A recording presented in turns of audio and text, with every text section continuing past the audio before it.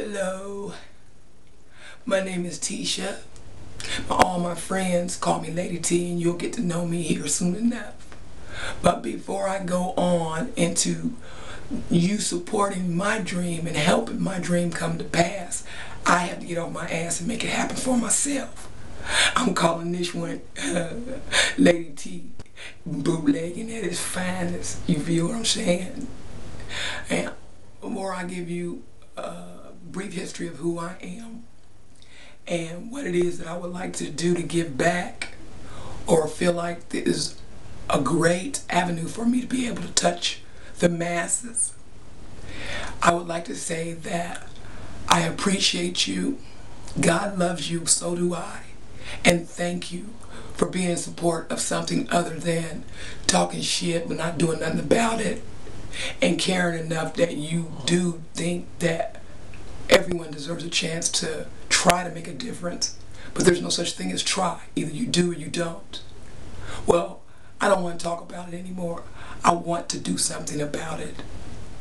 And I do hope that in watching this video, you will find humor, you will find levity, you will also find yourself in a lot of the stories that I share with you, or you will share in some of the perceptions that we often have traced across our face, but our mouths just say something totally opposite of what it is our hearts really feel. And I don't have a brand, but I do have a slogan.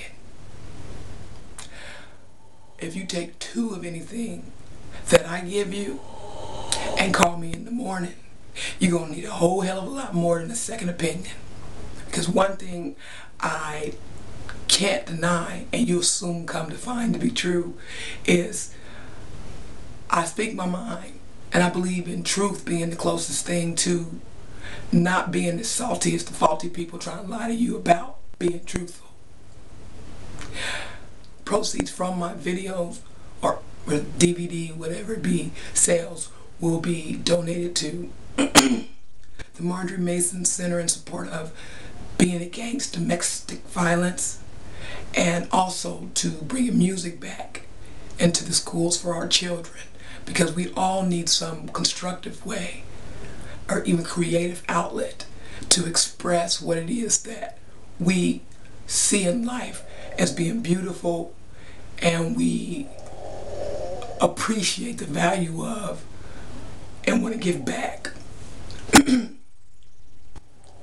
Not give back the gifts that we've gained even in the loot we've lost, but give back in a way of saying, you know what, I care about you enough that I'm going to tell you the truth, and even if you don't like me for it, you'll appreciate and respect me for it.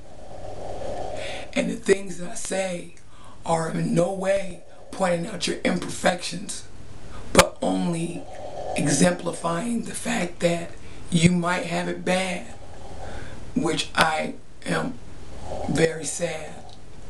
But for the most part, who doesn't? So don't get mad, get glad. Get glad that God give you this test. Get glad that God does care.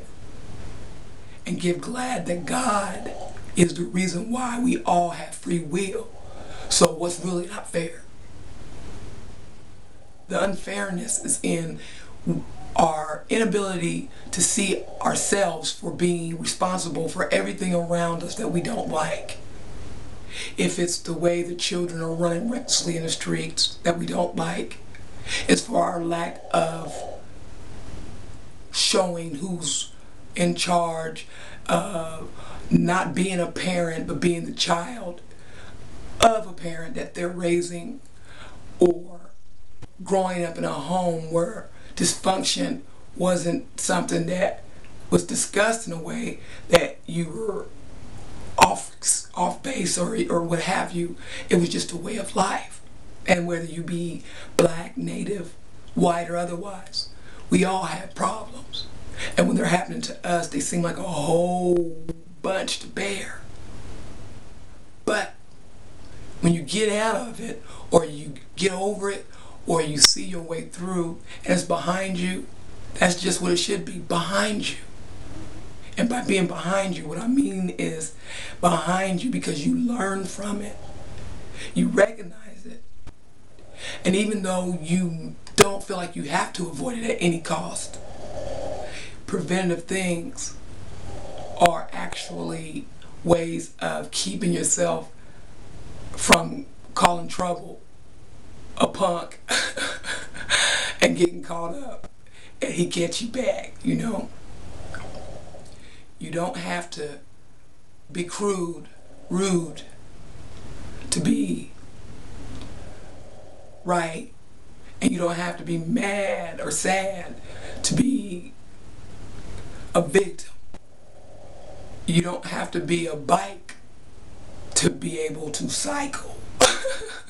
But you do need to be real honest with yourself if you think that anybody cares about you not having an education.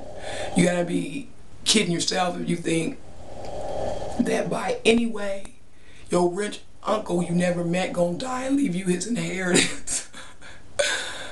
And you gotta be sick with it if you're not sick of what it is that we all are sick of, being miserable. So if misery is where you live at, and I don't care street is where you stay, what makes you think I care where you live? And misery, I left that bitch in Terre Haute years ago. She keep coming up, but I keep pushing her down.